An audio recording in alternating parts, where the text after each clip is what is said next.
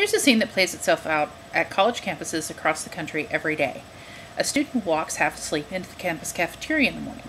They grab a Mountain Dew from the soda cooler or fill a cup at the fountain. Later on, halfway through math class, they're restless and can't concentrate on the lesson being presented. Most of us would attribute this to the level of caffeine they took in the morning. However, there may be another reason. The same coloring agents used to make Mountain Dew look so inviting could be causing many physical and neurological changes to take place in our bodies. Today I'll be discussing what artificial colors are and what they're made of, what their effects are on the body, and lastly what you can do to avoid them. First off, artificial colors are synthetic dyes used in food. There are currently 9 approved dyes used today in the manufacture of food products. These are the 9 dyes. You have blue number 1, blue number 2, citrus red 2, green 3, orange B. This is only used in approved for use in sausage casings. Red 3, red 40, which is the most popular, most widely used coloring. Yellow number 5, which is found in the above mentioned Mountain Dew, and yellow number 6. In 2009, Americans used 15 million pounds of dyes in food. These artificial colors are derived from coal tar, petroleum, and acetone. So basically, what you're putting in your gas tank and cleaning off your fingernail polish with is what you are putting in your bodies when you eat artificial colors. This is causing, the use of these is causing many effects. Neurological, especially in the neurological area.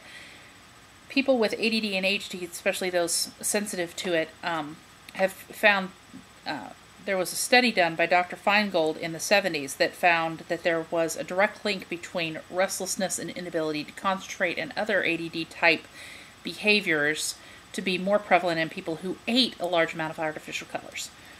Dr. Feingold found that when he first began his study, 30 to 50% of patients are better and they don't need any further intervention, i.e. medication.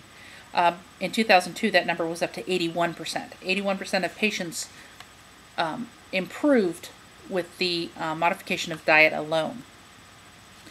Another aspect is carcinogenicity, the ability to cause cancer.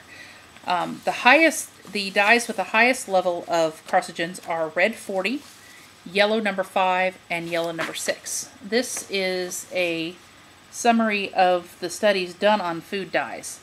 And the bottom 3, red 40, yellow number 5, and yellow number 6, are all shown to have allergic reactions and carcinogenic contaminants.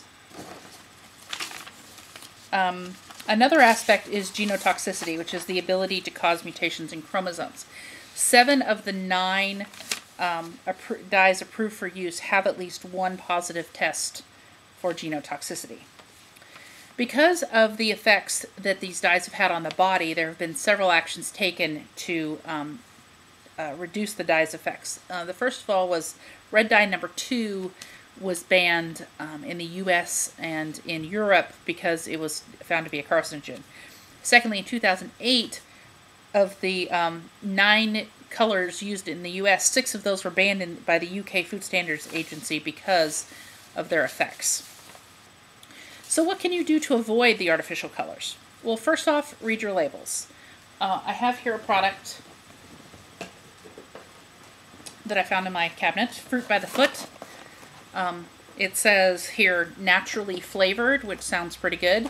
But when you look over here in the ingredients box, or in the ingredients label, the last 3 ingredients are color: yellow number 5, red 40, and blue 1.